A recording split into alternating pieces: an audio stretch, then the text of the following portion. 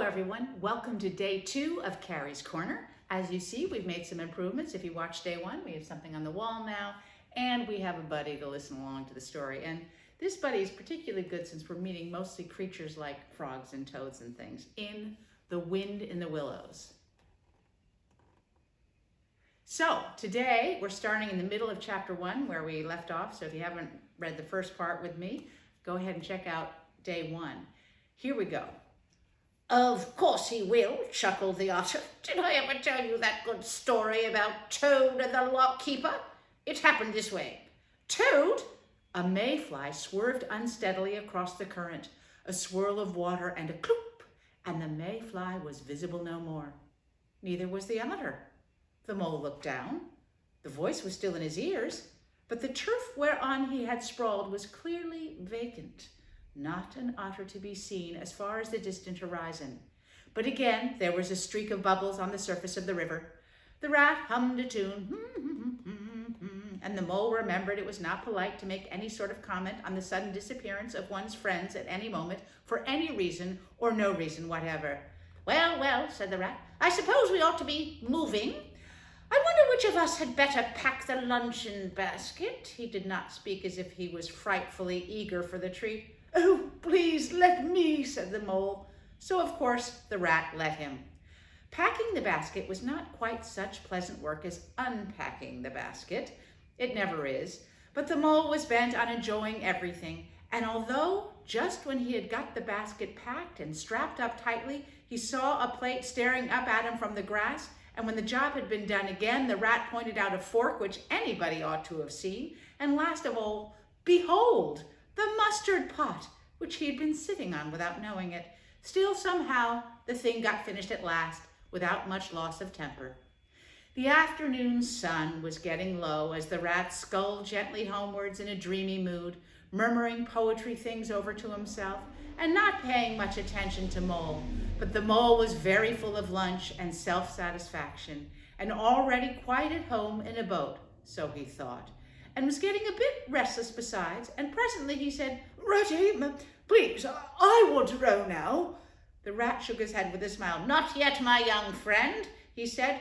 Wait till you've had a few lessons. It's not as easy as it looks. And there are illustrations, not big ones in this book, but maybe you can see a couple of them there. They're beautiful illustrations. The mole was quiet for a minute or two, but he began to feel more and more jealous of rats sculling so strongly and so easily along, and his pride began to whisper that he could do it every bit as well. He jumped up and seized the sculls so suddenly that the rat, who was gazing out over the water and saying more poetry things to himself, was taken by surprise and fell backwards off his seat with his legs in the air for the second time, while the triumphant mole took his place and grabbed the sculls, which is a word for oars, with entire confidence. Stop it, you silly fool, cried the rat from the bottom of the boat. You can't do it, you will have us over. The mole flung his sculls back with a flourish and made a great dig at the water. He missed the surface altogether. His legs flew up above his head, and he found himself lying on the top of the helpless rat. Greatly alarmed, he made a grab at the side of the boat, and the next moment, sploosh, over went the boat, and he found himself struggling in the river. Oh my, how cold the water was, and oh, how very wet it felt. How it sang in his ears as he went down, down, down. How bright and welcome the sun looked as he rose to the surface, coughing and spluttering. How black was his despair when he felt himself sinking again. Then a firm paw gripped him by the back of his neck. It was the rat, and he was evidently laughing. The mole could feel him laughing right down his arm and through his paw, and so into the mole's neck. The rat got hold of a skull and shoved it under the mole's arm. Then he did the same by the other side of him, and swimming behind, propelled the poor animal to shore, hauled him out, and set him down on the bank, a squashy, pulpy lump of misery. When the rat had rubbed him down a bit and wrung some of the wet out of him, he said, Now then, old fellow, trot up and down the towing path as hard as you can till you're warm and dry again while I dive for the luncheon basket." So the dismal mole, wet on the outside, ashamed on the inside, trotted about till he was fairly dry, while the rat plunged into the water again, recovered the boat, righted her and made her fast, fetched his floating property to shore, and finally dived successfully for the luncheon basket and struggled to land with it. When all was ready for a start once more, the mole, limp and dejected, took his seat in the stern of the boat, and as they set off, he said in a low voice, broken with emotion, "Ratty, my generous friend, I'm very sorry indeed for any foolish and ungrateful conduct. My heart quite fails me when I think how I might have lost that beautiful luncheon basket. Indeed, I have been a complete fool, and I know it. Will you overlook it this once and forgive me, and let things go on as before?" "Oh, that's all right, bless you," responded the rat cheerily. "What's a little wet to a water rat? I'm more in the water than out of it most days. Don't you think any more about it. And look here, I really think you had better come and stop with me for a little time. It is very plain and rough, you know, not like Toad's house at all, but you haven't seen that yet. Still, I can make you comfortable, and I'll teach you to row and to swim, and you'll soon be as handy on the water as any of us." The mole was so touched by his kind manner of speaking that he could find no voice to answer him, and he had to brush away a tear or two with the back of his paw. Time for a tea break. But the rat kindly looked in another direction, and presently the mole's spirits revived again, and he was even able to give some straight back talk to a couple of moorhens who were sniggering to each other about his bedraggled appearance. When they got home, the rat made a bright fire in the parlor and planted the mole in an armchair in front of it, having fetched him down a dressing gown and slippers for him, and told him river stories till supper time. Very thrilling stories there were, too, to an earth-dwelling animal like mole. Stories about wares and sudden floods and leaping pike, and about herons, and how particular they were whom they spoke to, and about adventures down drains and night fishings with otter, or excursions far afield with badger. Supper was a most cheerful meal, but very shortly afterwards, a terribly sleepy mole had to be escorted upstairs. And again, there's some pictures on the side that hopefully you can see. Okay.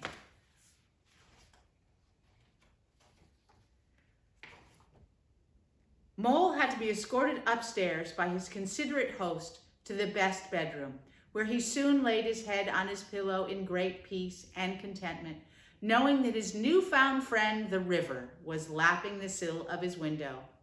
This day was only the first of many similar ones for the mole, each of them longer and fuller of interest as the ripening summer moved onward.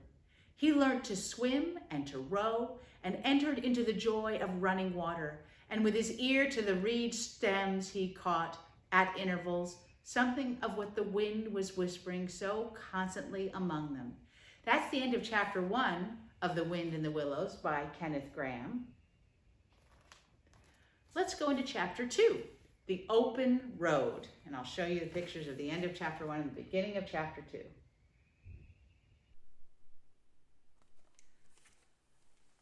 Chapter 2, The Open Road. "Ratty," said the mole suddenly one bright summer morning, "if you please, I want to ask you a favor." The rat was sitting on the riverbank singing a little song. He'd just composed it himself, so he was very taken up with it and would not pay proper attention to Mole or anything else. Since early morning, he'd been swimming in the river in company with his friends, the ducks.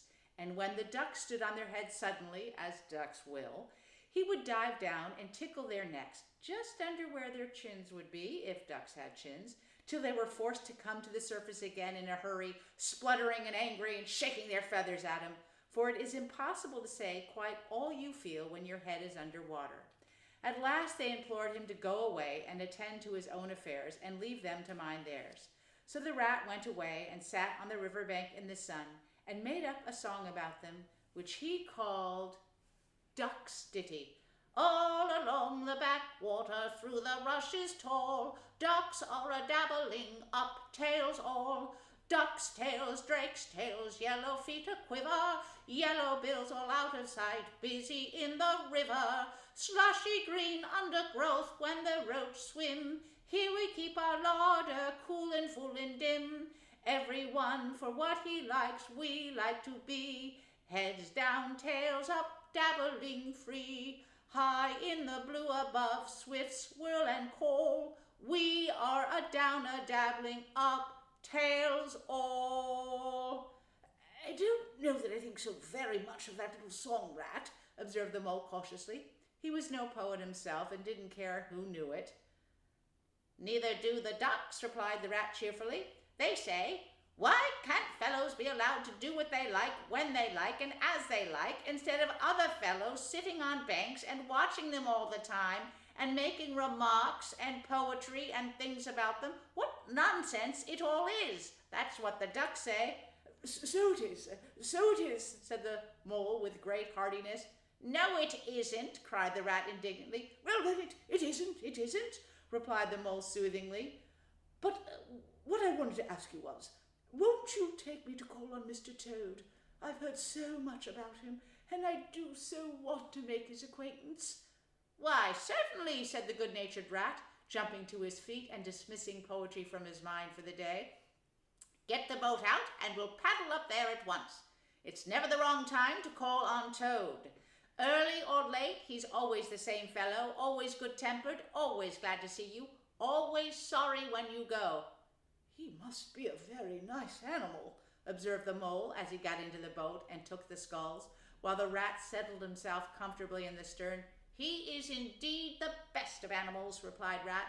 So simple, so good-natured, and so affectionate. Perhaps he's not very clever, we can't all be geniuses, and it may be that he is both boastful and conceited, but he has got some great qualities, has Toady.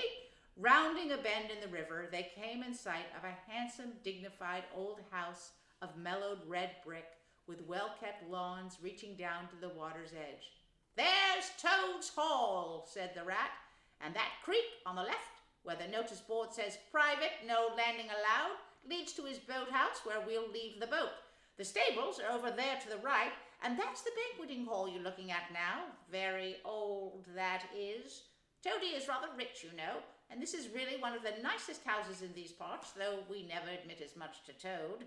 They glided up the creek, and the Mole shipped his sculls as they passed into the shadow of a large boathouse. Here they saw many handsome boats, slung from the crossbeams and hauled up on a slip, but none in the water, and the place had an unused and deserted air. The Rat looked around him. I understand, said he. Boating is played out. He's tired of it and done with it. I wonder what new fad he has taken up now. Quite along, and let's look up and see where he is. We shall hear all about it quite soon enough. They disembarked and strolled across the gay flower-decked lawns in search of Toad, whom they soon saw resting in a wicker garden chair, with a preoccupied expression on his face and a large map spread out on his knees. Hooray! Jumping up on seeing them, he said. There's the pictures there. Hooray! This is splendid! He took the paws of both of them warmly, never waiting for an introduction to the boat. How kind of you! He went on, dancing round them. I was just going to send you a boat down the river for you, Ratty, with strict orders that you were to be fetched up here at once. Whatever you were doing, I want you badly, both of you. Now, what will you take? Come inside and have something. You don't know how lucky it is you're turning up just now. Let's sit quiet a bit, Toady, said the Rat, throwing himself into an easy chair, while the Mole took another by the side of him and made some civil remark about Toad's delightful residence. Finest house on the whole river, cried Toad boisterously, or anywhere else for that matter, he could not help adding. Here the Rat nudged the Mole. Unfortunately, the Toad saw him do it and turned very red. There was a moment, painful silence. Then Toad burst out laughing. All right, Ratty, he said. It's only my way, you know. And it's not such a very bad house, is it? You know you rather like it yourself. Now look here. Let's be sensible. You are the very animals I wanted. You've got to help me. It's most important. It's about your rowing, I suppose, said the rat with an innocent air. You're getting on fairly well, though you splash a good bit still. With a great deal of patience and a certain amount of coaching, you may... Oh, pooh, boating, interrupted the toad in great disgust. Silly, boyish amusement. I'd given that up long ago. Sheer waste of time, that's what it is. It makes me downright sorry to see you fellows, who ought to know better, spending all your energies in the aimless manner. No, I've discovered the real thing, the only genuine occupation for a lifetime. I propose to devote the remainder of mine to it, and can only regret the wasted years that lie behind me, squandered in trivialities. Come with me, dear Ratty, and your amiable friend also, if you will be so very good, just as far as the stable yard, and you shall see what you shall see. He led the way to the stable yard. The rat followed with a most mistrustful expression, and there, drawn out of the coach house into the open, they saw a gypsy van. That is what they saw.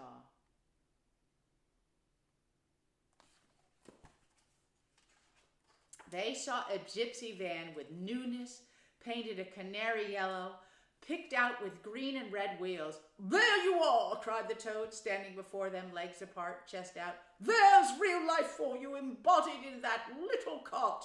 The open road, the dusty highway, the heath, the common, the hedgerows, the rolling downs, camps, villages, towns, cities, here today, up and off somewhere else tomorrow. Travel, change, interest, excitement, the whole world before you, and a horizon that's always changing.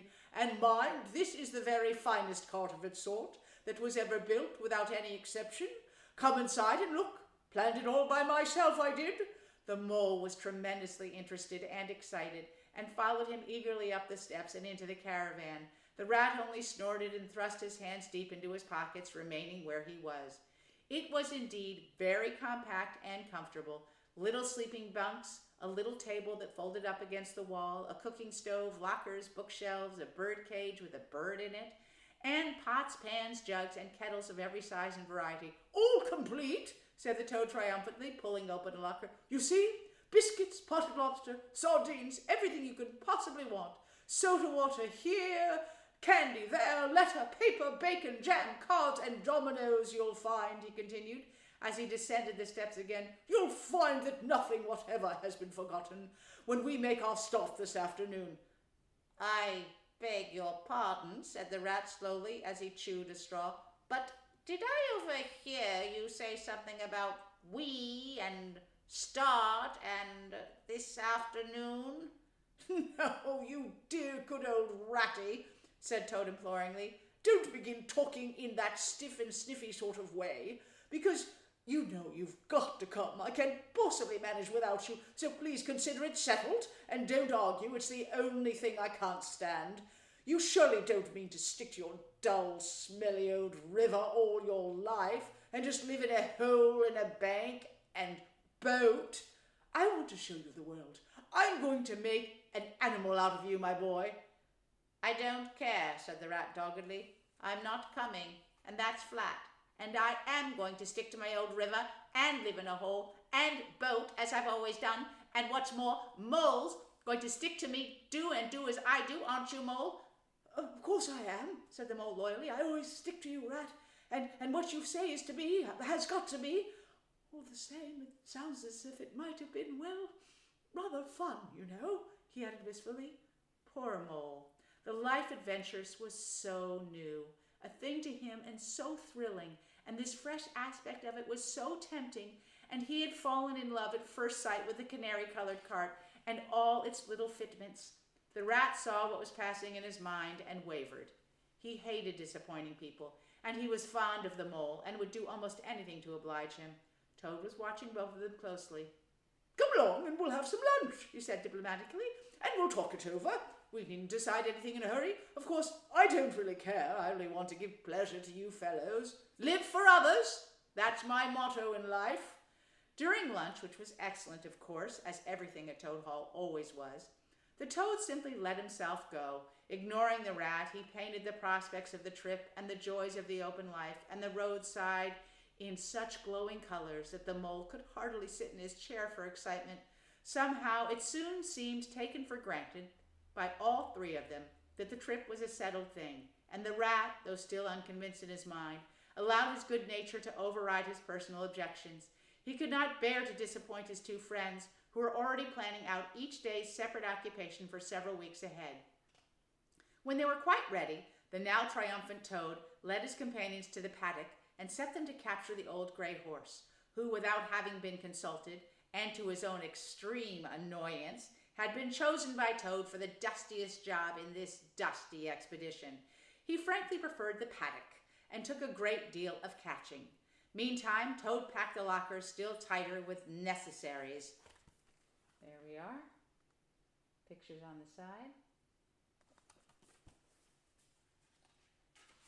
And hung nose bags, nets of onions, bundles of hay, and baskets from the bottom of the cart. At last the horse was once caught and harnessed, and they set off, all talking at once, each animal either trudging by the side of the cart or sitting on the shaft as the mood took him. It was a golden afternoon. The smell of the dust they kicked up was rich and satisfying out of thick orchards on either side of the road. Birds called and whistled to them cheerily. Good-natured wayfarers passing them gave them good day or stopped to say nice things about their beautiful cart, and rabbits sitting at their front doors in the hedgerows held up their forepaws and said, "Oh my, oh my, oh my."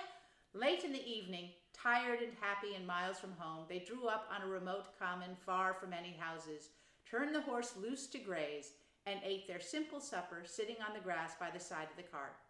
Toad talked big about all he was going to do in the days to come, while stars grew fuller and larger all around him, and a yellow moon, appearing suddenly and silently from nowhere in particular, came to keep them company and listen to their talk. At last they turned into their little bunks in the cart, and Toad, kicking out his legs, sleepily said, "Well, good night, you fellows. This is the real life for a gentleman. Talk about your old river." "I don't talk about my river," replied the patient rat.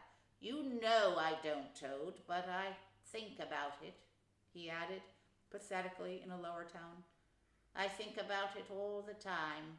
The mole reached out from under his blanket, felt for the rat's paw in the darkness, and gave it a squeeze.